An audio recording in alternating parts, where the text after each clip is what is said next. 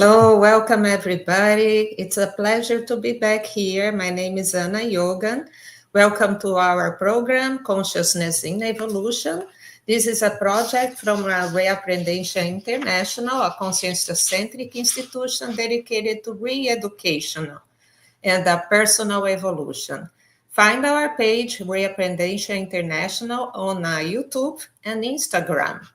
Today, we are going to talk about evolutionary decisions. Have you ever faced a tough and pivotal decision that could change your life? How about learning what truly matters to make evolutionary choices? I am pleased to receive our special guest here today, Professor Marcelo Pires. He is a metallurgical engineer with a degree in mechanical engineering, a specialist in continuous improvement. He was born in Rio de Janeiro. He's a penta practitioner, verbetographer, and instructor of conscienciology. He is a volunteer and member of the board of ISAC, a conscientiocentric institution dedicated to the internationalization of conscienciology. Currently, he lives in the USA.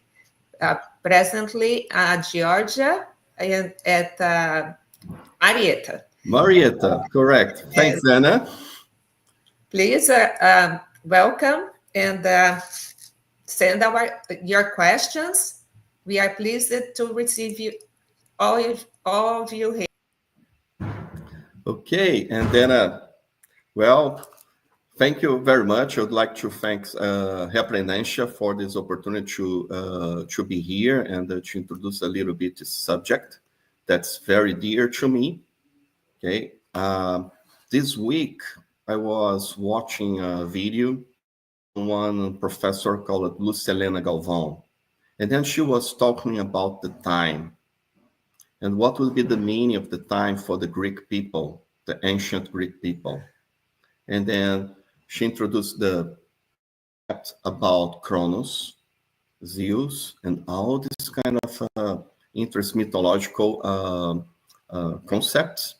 And then, well, he brought, what would be the time, the Chronos, the chronological events for the Greek, the ancient Greek. And then she went through I'm not going to go through everything that she said because it would be too long, but she went through a journey that, hey, it's about the change, how you are better yourself, okay? And then I want to bring this concept here because when you talk about evolutionary decisions, you are talking about our choices that we want to better ourselves through the evolutionary process. And then every time that we take a decision that it's not productive, that we are not going to have a benefit from this decision, it's kind of being stuck in time, being stuck in the same level that we were before. And then that's the key aspect, and that's the invitation that I want to do to the group here. And then we just want to expand it from evolutionary decisions in a more philosophical way to bring it to the conscientiological paradigm. So, Anna, if you can help me just to share the slide, please, just to put on the screen.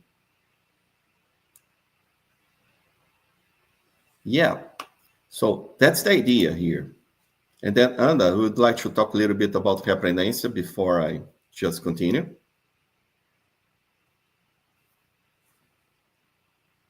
Or I can go on. So Reaprendentia is the host that we have here today. It's a non-profit organization that specializes in conscientiology and education. It promotes educational and research activities focusing on the pedagogy, parapedagogy, and re-education. Okay, so they offer classes in a variety of educational, cultural, and scientific events to everyone interested in studying consciousness, such as evolution, personal growth and development, paranormal phenomena, energetic balance, and energetic techniques. And they have a site here that you see here, reaprendentia.org on the on the screen. Okay, I also want to invite anybody that wants to see also the Isaac institution site, that's www.icons.org. Okay, that's another good reference that we have. We are doing this presentation today in a partnership, and then we are going to focus mainly here looking at choices for personal growth when we talk about evolutionary decisions. And then anything that we are going to discuss here, okay, we would like to invite everyone to be with an open mind, but at the same moment, don't believe in anything here, okay? It's important to have your own experiments, okay? You get an idea, and then you check this idea, you make tests, okay? Check if it works, if it's something that's rational, and then from your own experience, we are going, instead of belief, we are going to know it. And then that's the key thing on that. So that's always, remember, any activity, principle of disbelief. And, okay, what we have here. So as I said in the introduction, okay, we want to bring this concept of the time, the choice to better ourselves into the consensual paradigm pillars. So it will be a little bit wider, broader the view compared to our intraphysical perspective, okay? So we are going to always think about our evolutionary choices, consider holosomatology. In other words, okay, that's the set of the different bodies that we have. Our physical body, the soma, our psychological body, the psychosoma, our energetic body, that energosoma, and our ideas body, that's the mental soma, okay? So also have existence through different dimensions, okay? So these different dimensions, each one of these bodies we use for manifest ourselves in different dimensions.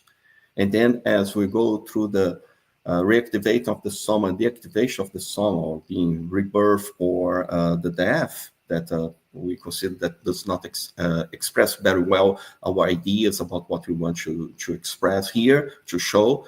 It's we go through different lives, okay? The concept of seriality, or the past lives and future lives that we may have.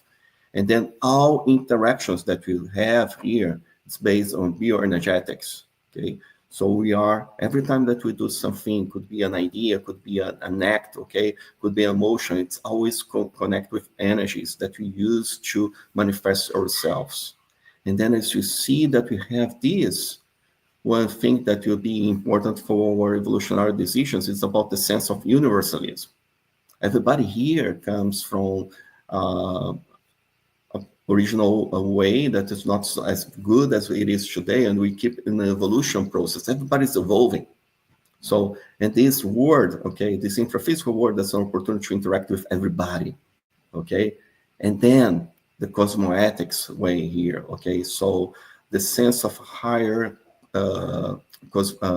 moral and ethics sense beyond our physical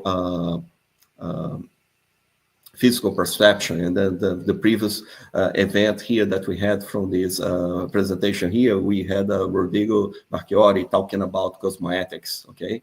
And then I was talking about principle of disbelief, so that's self-research, okay? So if you don't research ourselves, and then consciousness, that's we don't have a magnifier or a microscope that can look at our own consciousness, okay? So we need to research ourselves using these different pillars to understand and gather evidence, facts and parafacts, okay? And then with that, keep evolving. So yeah, very quickly, we could spend like a 1 hour talking about this, but that's the idea about these consensual paradigms. And then let's bring that idea from Professor Lucelena about the time and chronos, get this spicy from these different pillars, and then starting to get it on our way of thinking, or way of research, to see what makes sense, what does not make sense. And then if any moment you have any questions, okay, just put on the chat, and then Anna will share with us here, and then we can discuss and debate about the ideas. So we're talking about evolutionary decisions. So I went there, and let's first thinking about what's a decision. So, and then since I have an engineering background, okay, I went first to thinking about, hey, what's a decision-making process? So I got one definition here from Flavia Awar books, Flavia Awar's book. Okay, that's decision-making. That's a process used to choose one of two or more alternatives. It's a deliberate choice after knowing the pros and cons of a given situation. So we have it every day. Okay, what are we going to have? I'm going to have coffee or tea. Okay, so we have simple things that are always choosing, and then that's based on our moral compass, okay, or our tastes. Okay, so we are doing it all the time in our physical, intraphysical life. Okay, the moment that we decide to study a subject, like, am I going to do psychology, or am I going to do economics, or am I going to do engineering? I'm making a decision. So, but it's what the decision. So I am getting the pros and cons of each decision. If I'm doing it in a rational way, we need to get a list, piece of paper, okay, pros on one side, cons on the other side, and then you just list them, and then you're going to have a decision, okay? Oh, I want to move to a different department in my work, okay? What will be the pros, what cons of moving to a different department, okay? What will be the pros and cons to move to a different house, okay? So we are doing it all the time.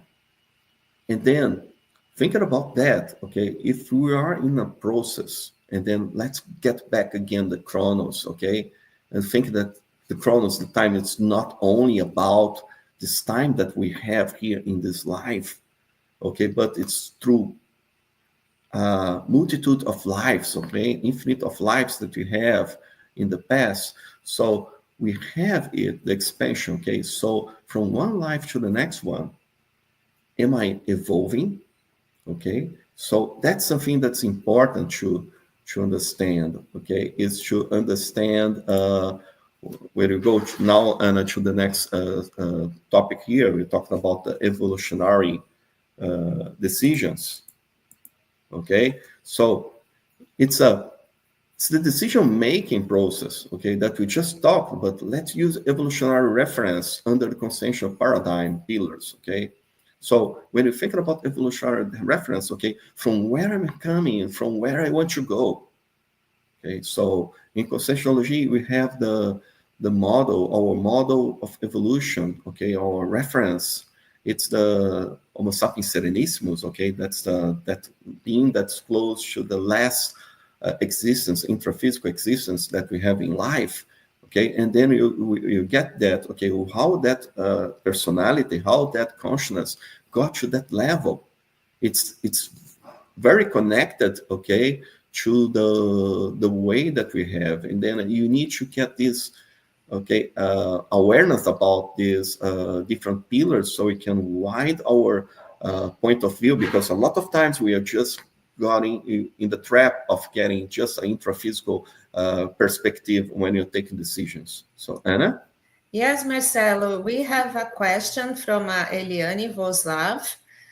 If a person is decidophobic, which means she has a phobia from any type of decision, so decision making can be very stressful.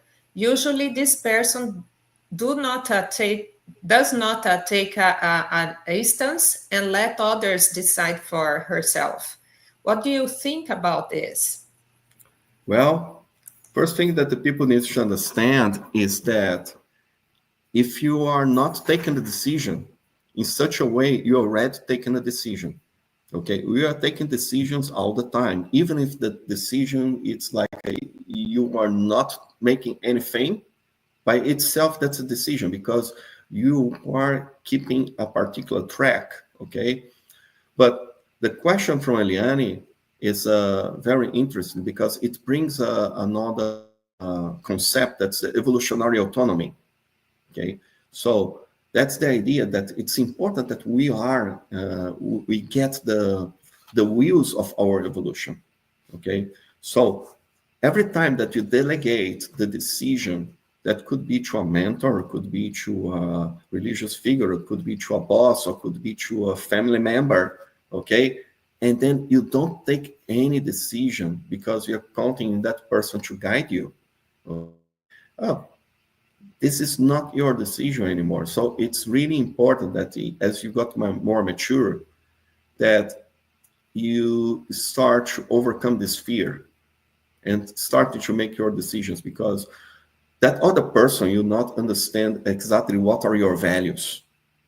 And then it's important that your decisions are based on your values, your current values, your current level of maturity, looking always towards doing the best decisions for everyone, okay, including you in the first place, okay?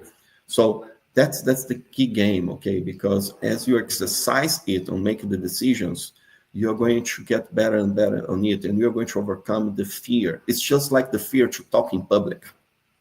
Okay, so if you don't talk in public and you just hide yourself in the last row of the audience, okay, you're not never going to overcome that. And that's the same thing with the decision. You start with small decisions and start going all on it as you get better and better decisions from things that will be more critical in your life, but always based on decisions in your values and in the facts that you have, and para facts, the moment that expand it using our parapsyches, and also getting additional information about the energies and other consciousness that are manifesting not only in the intraphysical but also in the extraphysical environment around you. We have another question. I think maybe it's more like a statement that Melanie brings up, that what helps her to keep in mind is that no decision is also a decision. No decision also have consequences, and both action and inaction are decisions and will both have consequences. I like something that Luciano Vicenzi used to say when you had classes with him, and he is the guy who wrote Courage to Evolve. And he used to say, if you are on top of the wall, you are going to be receiving stones from both sides because you are not deciding. So anyways, you are going to have consequences. And I guess that's also with what Melanie brought up.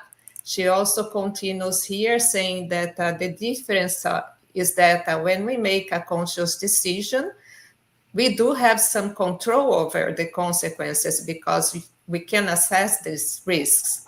What do you think about that, Marcelo? Yeah, and then I think one important aspect to highlight, and then I think that your perspective on that's great, Melanie. Thanks for that. Is we need to understand that person that is decidophobic, okay, that has this fear of taking decisions. The person needs to understand what is behind that fear.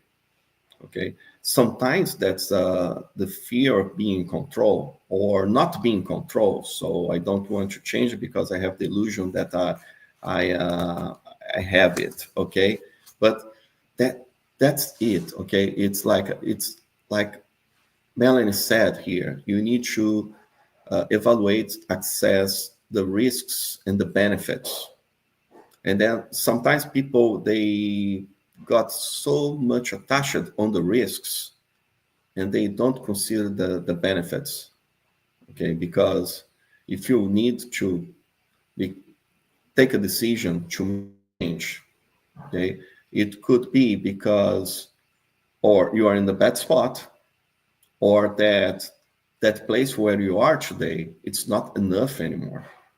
And then I'm going to just get this comment just to bring a little bit my case here is that, for a long time, I was really a guy that was connected to the mystic, esoteric movements.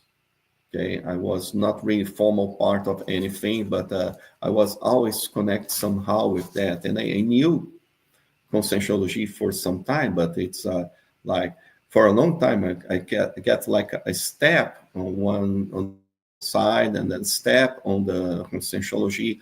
Later it was on the professional and conscientiology, but it comes that moment that hey, you need to evaluate. Okay, what's the benefits that I don't assume myself? Okay, don't have this assumption about my evolution, and then comes a moment that you start, and we were talking about metrics later, but you start to thinking about, hey, uh, well, I'm stagnated right now. And then I get sadness during the weekends when I'm not doing anything, like when my leisure time. So what should I do?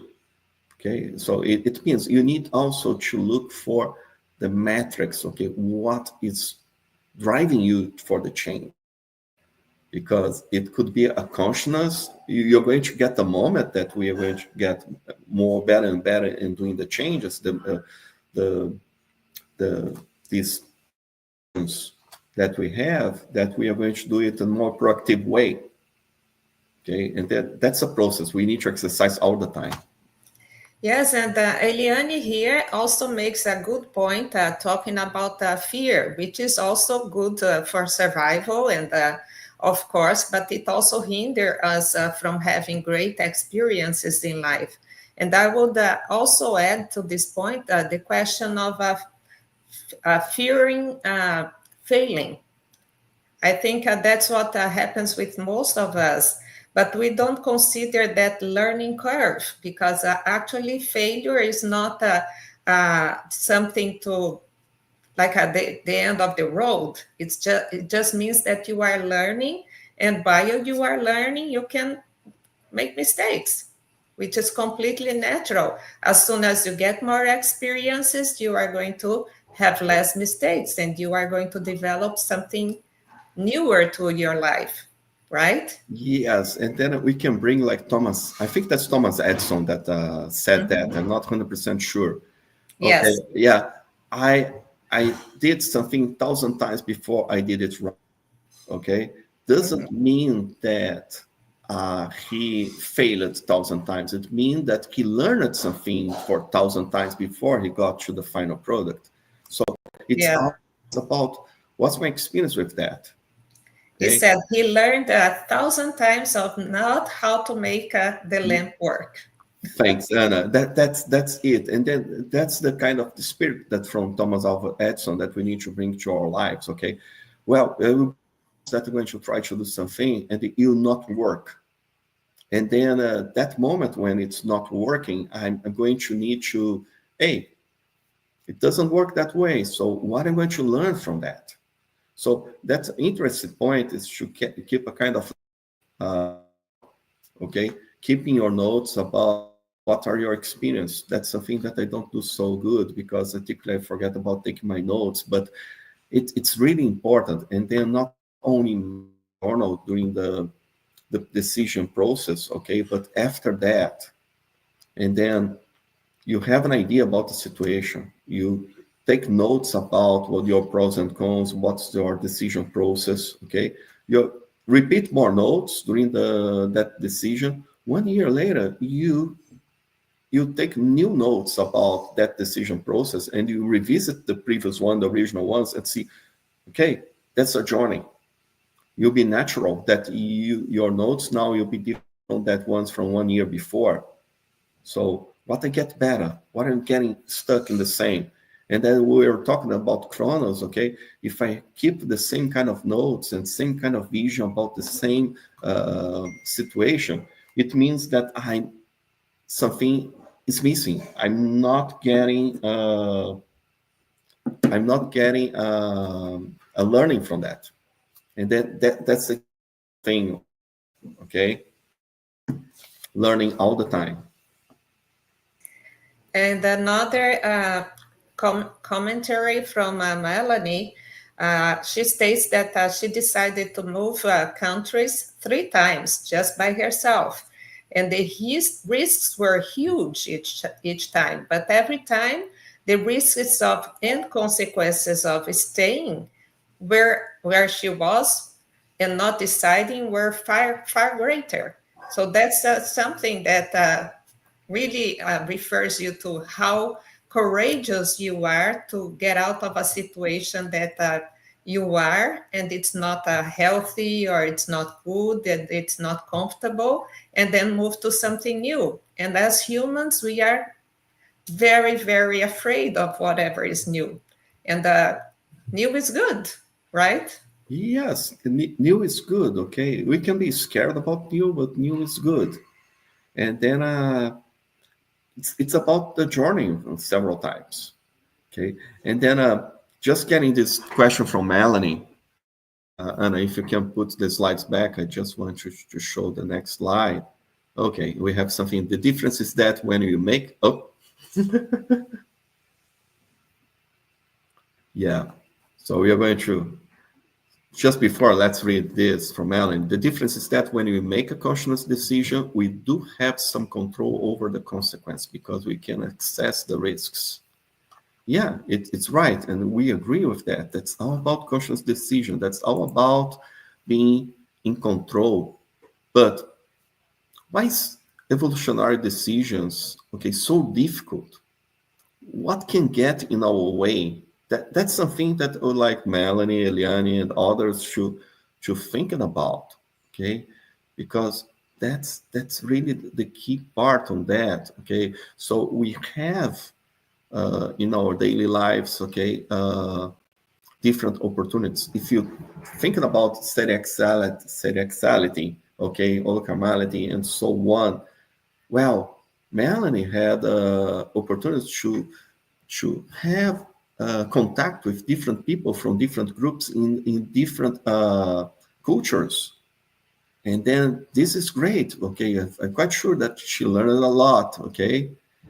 And then here, if we succeed all the time, we won't learn anything. Yeah, and that's the key part because we learn more from our failures than from our hits, okay? Because if you do something and you do it right all the time, it means that you already learned that a long time ago, maybe in previous lives. And then we are having failures. It means that we are facing new situations. So we are having new choices in front of us. We need to make new decisions. And that's wonderful for the having that. And then just to bring that the pillars back for people that are not so familiar with the consensual paradigm, well, we have this concept here of reactivation of the soma. We exist before this intraphysical life here, okay? So we come here as a baby here, so this reactivation of the soma is the somatic rebirth of the extraphysical consciousness. We're coming from a state of being extraphysical consciousness to a state of being intraphysical consciousness. So as you go through this process, imagine we have full lucidity and so on. And then we lose this lucidity while it constrained the extraphysical consciousness or conscience into the newborn brain. It's like, hey, you have a brain that's physical that you need to build all that synapses, all that electrical connections. You need to relearn everything. Okay, so that's this process that we call it life. That's this recovery of lucidity of, or you call it cones or units of lucidities that we do during the life. And then as we do that, okay, we are going to get better and better in our decisions, okay? Because thinking about the decisions that you did when you were a child, the decisions that you did when you are a teenager, okay? When you are a young adult, and then so on. If you are playing well with the opportunity of the chronos, the time that we have here, our decisions, you get better and better.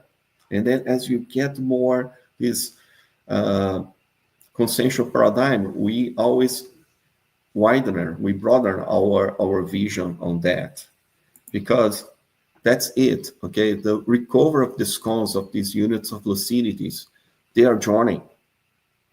there will be a journey that Melanie is going through, I'm going through, Anna is going through.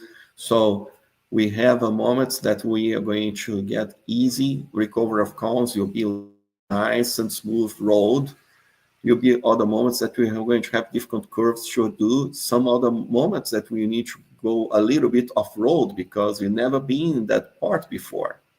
And that's the some of the beauty of it. Okay, it's like that's why it's also important to keep your journal, okay, with you, because this different kind of experience, you can make different connections, okay, with the situations, with the people, okay, and then what could be the things that we are going to have triggering on that. So we have things that help us on our recovery of cons that we'll call the strong traits, like what are qualities, okay, what you have, okay, are you a rational person or empathic person, okay, and it's different things that we are going to have that you help on that.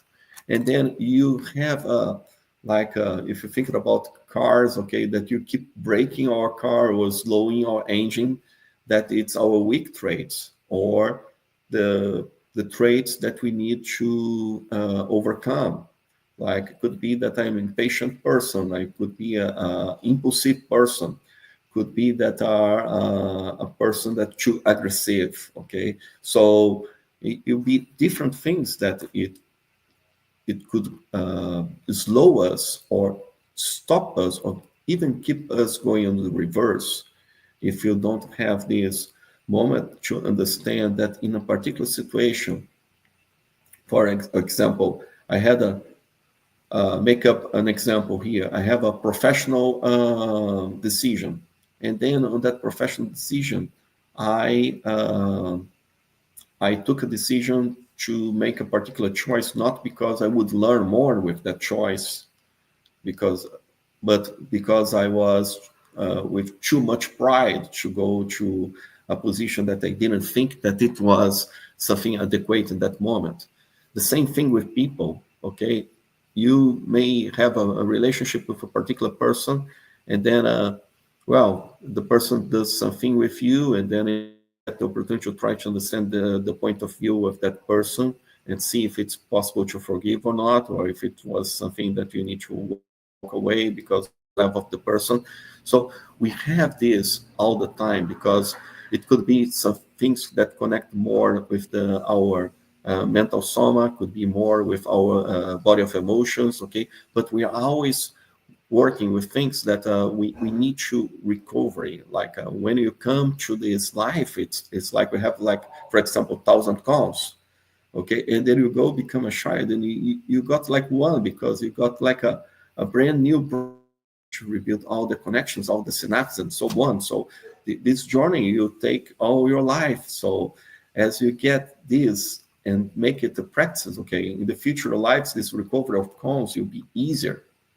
And then it comes on the consciential paradigm, an important tool here on this recovery of cons. That's the consciousness projection or the experience to out of body. Because when you're out of body, okay, you got a lot of your like let's say the constraints, the restrictions that you have from your physical body, from even from your ego, you start to see that you manifest yourself in a more genuine way, and then we are going to uh, have more opportunities to understand what you have that you need to recycle, that you need to improve, and then what will be something that you just need to keep going.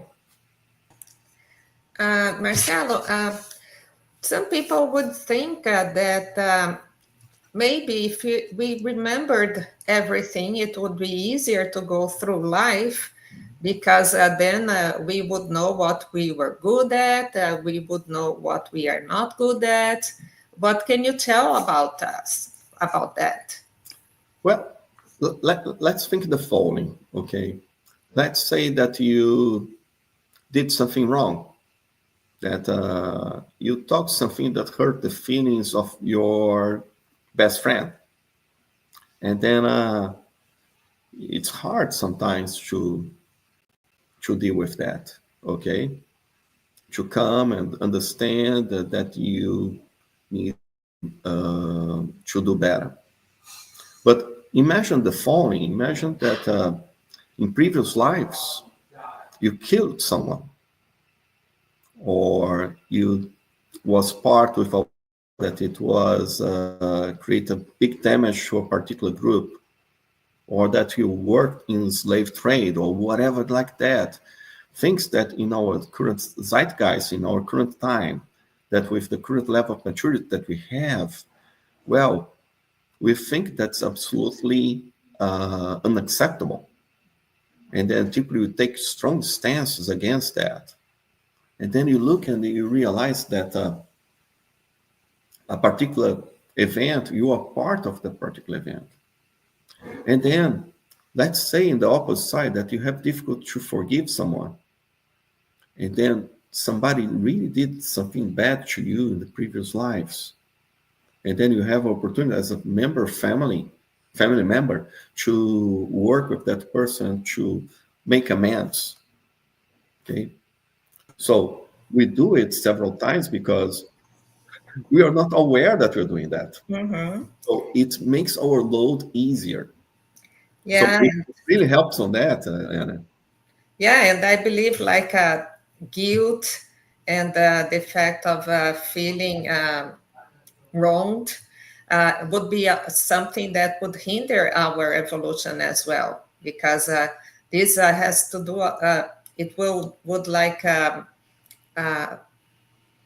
make you not express your good traits and some and be like so attached to whatever was wrong, right?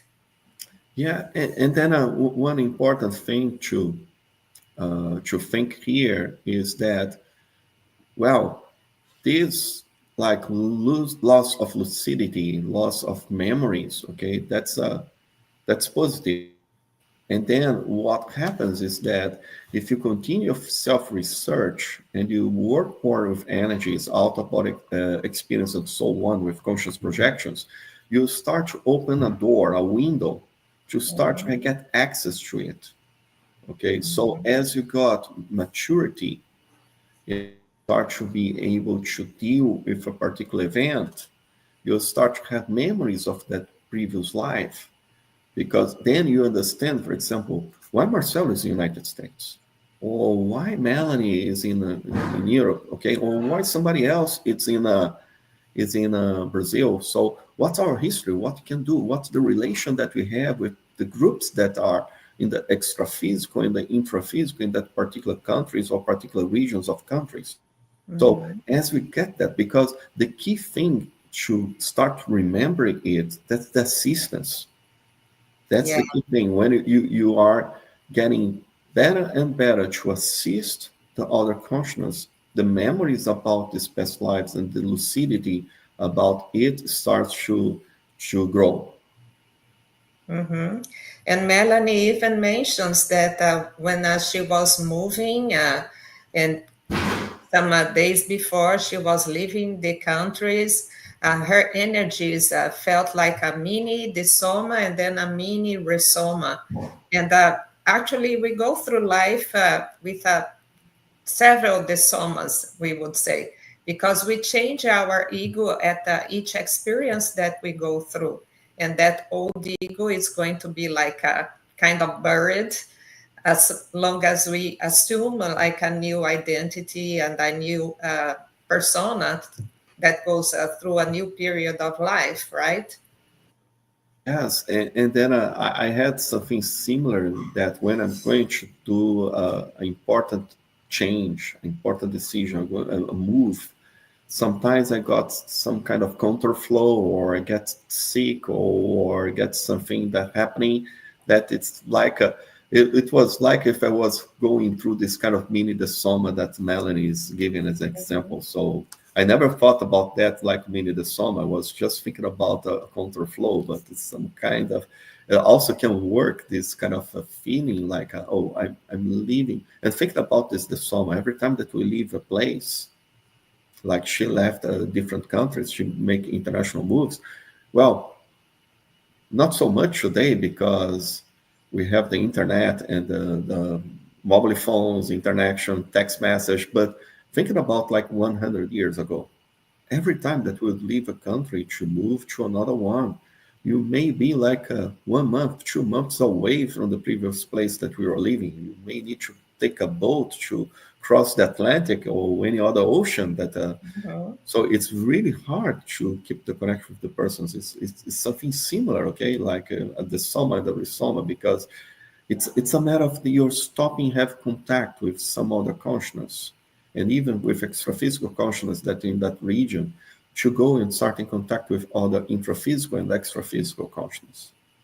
And these changes, I believe that they are really good because you are a traveler as well. You've been exposed to different cultures. And whenever we have these changes in our lives, we evaluate what kind of prejudice we're still keeping, what kind of biases that we still have, because those things, they influence greatly on our decisions. And sometimes we don't get that into to our minds. They come almost like automatic. They were learned. I mean, they weren't born with us, but we carry them over life. And we can change that. And the exposure to other cultures is a great way of doing this kind of changes, right? Yes, yes, and then this exposure it's good for the changes, but I want to bring back the concept of the inter-assistance, Mm-hmm. because especially when you make too much, and I got through this process, when you make too many international moves, okay, come a moment that you can find positives and negatives in every single culture, original one and the others that you have been, and it's normal, it's Mm-hmm. absolutely normal. But it comes a moment that you need to understand in which place you're going to be fundamental or important, at least, to help with the intersistence process in that particular place. Okay, Yeah, that's a great point. past lives, your holography, okay, can help you to understand that, because sometimes you start to understand, oh, I had this particular personality that live in the United States, so now it will be more important for me to be in the United States. Mm-hmm. So what's and that's a decision process that when talking about self-research, it's important to do that, and then we get this recovery of the cons, okay, to start to understand better and better about where we should supposed to be, where I'm going to do something that will be important for my existential program. That's the concept of the plan that you did before you went through the resoma or the rebirth, before you came to this intraphysical life. So what is the best for that? Okay, and then Right. learning. Mm-hmm. And then if you go in here about the barrier, recovery of cons, and then Anna mentioned about Luciano Vicente that wrote the book Courage to Evolve, that has been translated recently to English. But there are a couple of things that are really, we thought the first thing that it's a constraint, it's our own newborn brain, okay? But later, as we go through recovering the cons, we have the mesology, okay? The environment that we have around us. What kind of culture are immersed on it? What are the beliefs of that culture? Okay, this will influence me since I am a kind of uh, open like to new ideas in that moment. Other things that okay, how religious is the environment where you are, because this will bring some also some influence on your recovery of cause. Okay, the science, like to such a moment in my life, religion, it was something that got impacting my recovery of cause. Then later it was science, because I was extreme materialistic, and then it got, I would challenge myself about the parapsychic experience. Okay. And one thing that's important, the peer pressure, family, friends, other groups. Okay. So what kind of pressure? Okay. If my group, nobody thinks about evolution. They only want to think about barbecue and beer every day. Okay. Oh, they're going to feel the peer pressure not moving in that direction. And then one thing that we also need to be careful is about self-mimicry, okay? That's about we start to imitate ourselves from previous lives. There are some of them that are positive, okay? If I know how to deal well with a male or female body, okay, it's the basic one that happens, okay? Also, the kind of professional, okay, if it's something that was positive, like a people that were physician in several lives, okay, but it is. But one thing that's really important to keep in mind is about what the psychology called the lock or the lock of control, okay? Where it's based my compass here is on the external. Am I concerned about the people that are around me that connect to religion, science, peer pressure, and so on? Or it's internal? It's about my internal ideas, okay? So that's the key thing that we need to consider. And then let's think about facilitators, okay? Hey, we have some barriers, but also we have facilitators. So the first one, and I'm going to keep talking all the time, maybe to remind myself, okay, is self-research. What are your innate ideas?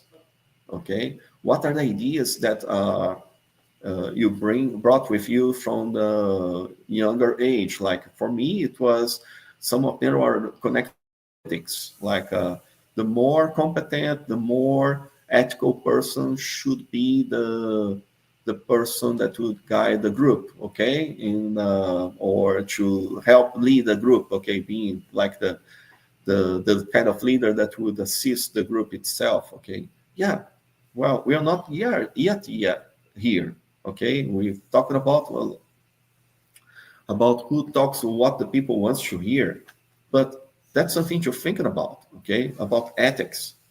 Energy mastery, we have some basic mobilization of energies, that exercise of doing the internal circuit, internal movement of energies, okay, getting vibrational state, exteriorization of energies, and absorption of energies. If you do this, you get more flexibility on your energosoma, your energetic body, and this helps you to have a mini discreteness that helps you to connect to the ideas of the extra-physical helpers that you have around you, and then to start to perceive better what the toxins, thoughts, sentiments, energies of the other people.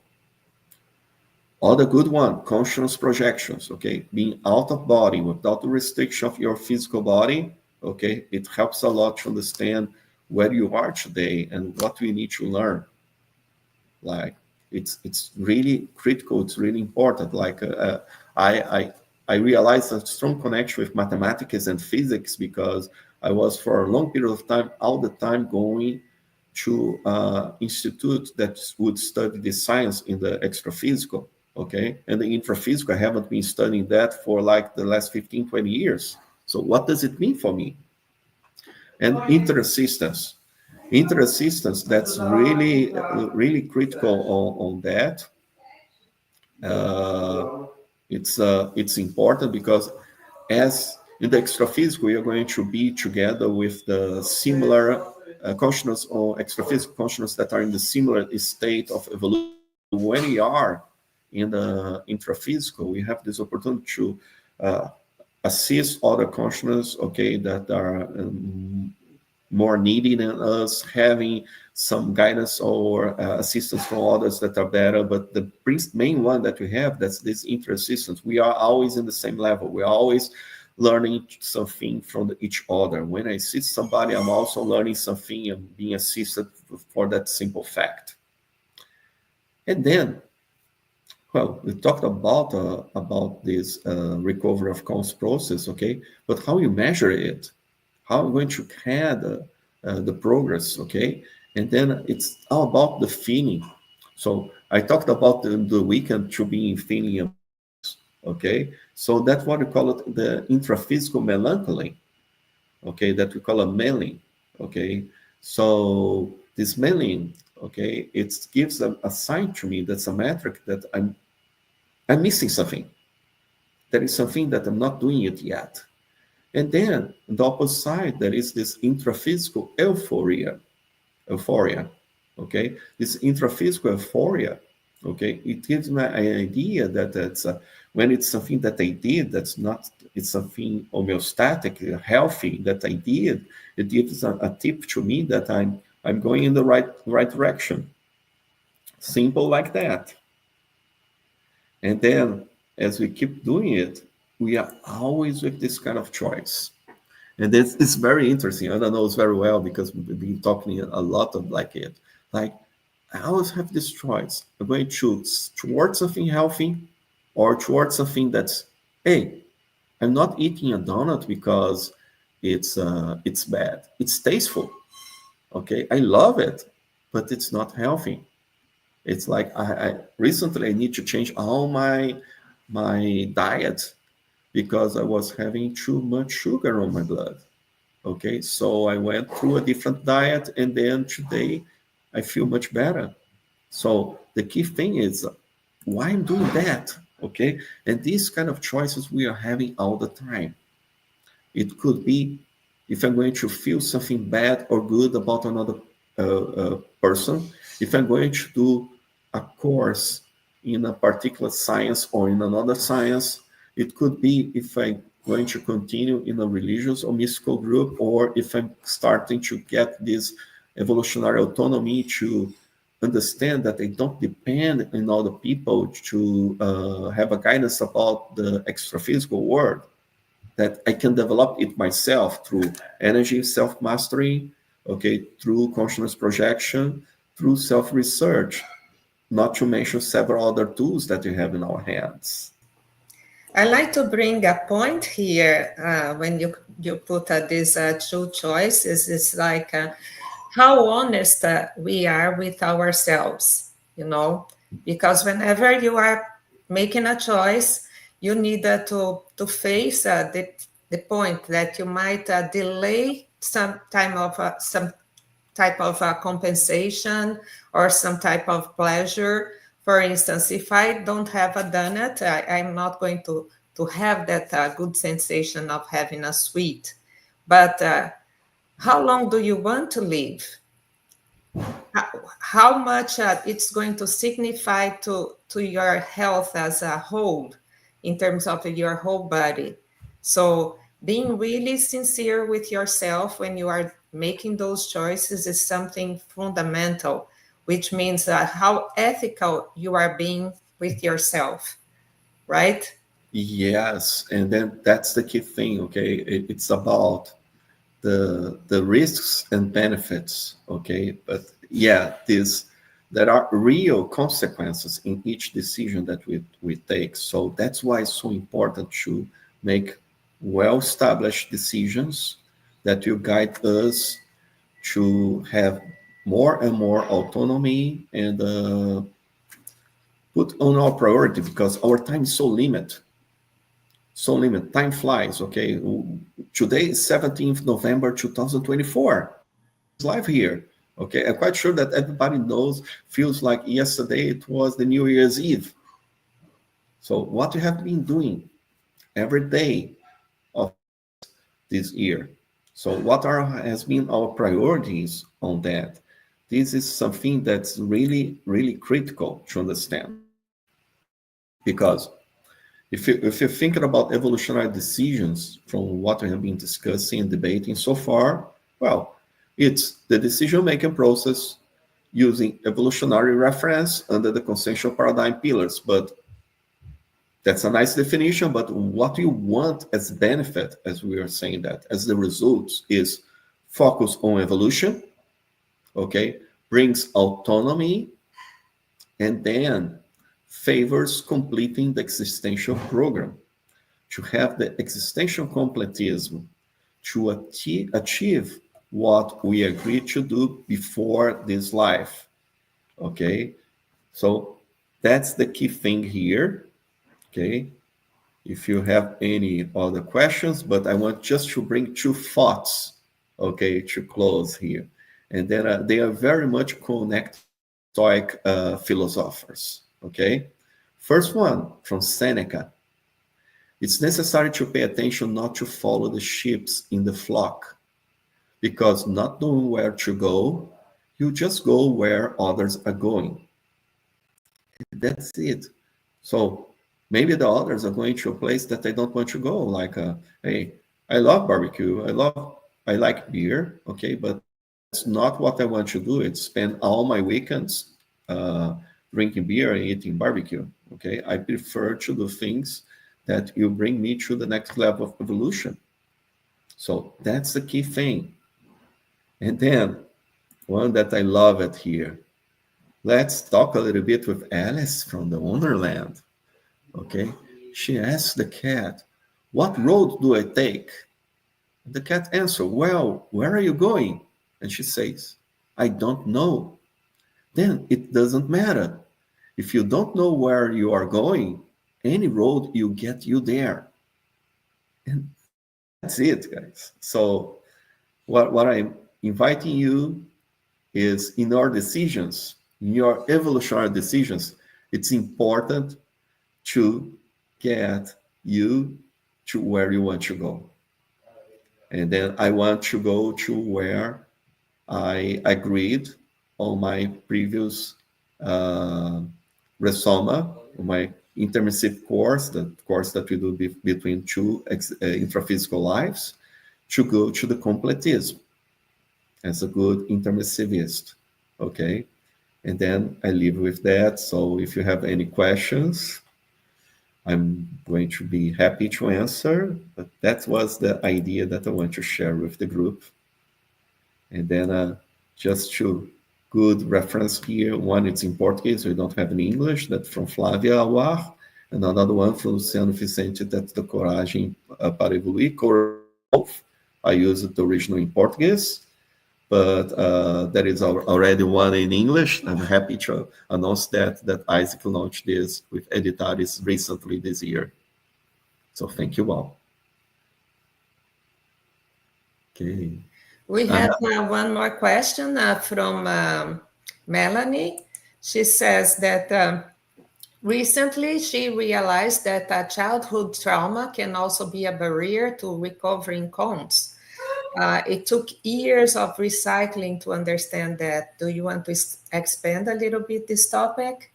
Oh, yes, for sure. Okay. For some people, we may have some situations that may be a little bit stressful during the childhood. Some other people, we may have things that are really traumatic. Okay. And then the key thing is that sometimes, as a, let's say, a mechanism of defense of our ego, okay, we may block these memories. Okay. So there is one level that it's like you forget about it to protect yourself because you are not mature enough to deal with that trauma in that moment. So And children also, they dissociate. Sometimes they kind of take themselves of that situation that it's so painful, and that memory goes to somewhere in their mind, and it stays buried there for quite a while. yeah, but it affects the behavior of the person. Okay. And then the key thing it's about a self-research. Sometimes you'll be necessary professional support. Mm-hmm. Could be in the conventional science with therapy, psychologists, psychiatry, and so on, but also could be with consensual therapy. We have the consensual therapy that they are health professionals, and then these health professionals, they help you using energies, consciousness projection, and other activities going the paradigm that they will use in the conventional science. They help you to understand, recover some of these traumas, and okay, do this diagnostic, face it, coping with it, and then overcoming it. So Mm-hmm. that's the key thing on that. Is like a trauma could be from this life or from previous lives, but we are always going to need to transform our scars, emotional scars, and emotional para scars in of wounds, okay, in scars. Okay, Mm-hmm. that's the process, and that's the idea. So it's a journey. Okay, Mhm. and then we are going to have parts of our road that will be kind of a dirt road, and some others that will be a little bit easier. But it's like we need to understand why we are doing that, what's our purpose, and then keep going. Yeah, and I would remind about the question is in the psychosoma. We get a new body and we get a new energosoma in this life, but our psychosoma is still from other lives, and that's why we have all these traumas and situations that are like scars in our psychosoma, and we have to work through them because, in a way, they make us who we are today, and it's terrible to go through traumas in childhood or any time, but the only way of overcoming them is become conscious of them and working through them because it's something that it is in the past, but how much you are going to let this shape your present and then direct your future. So that's something that you can take responsibility for it and be proactive.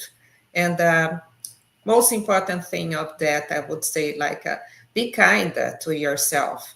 Exert exercise some compassion to yourself so that you can overcome that situation and make the best of it.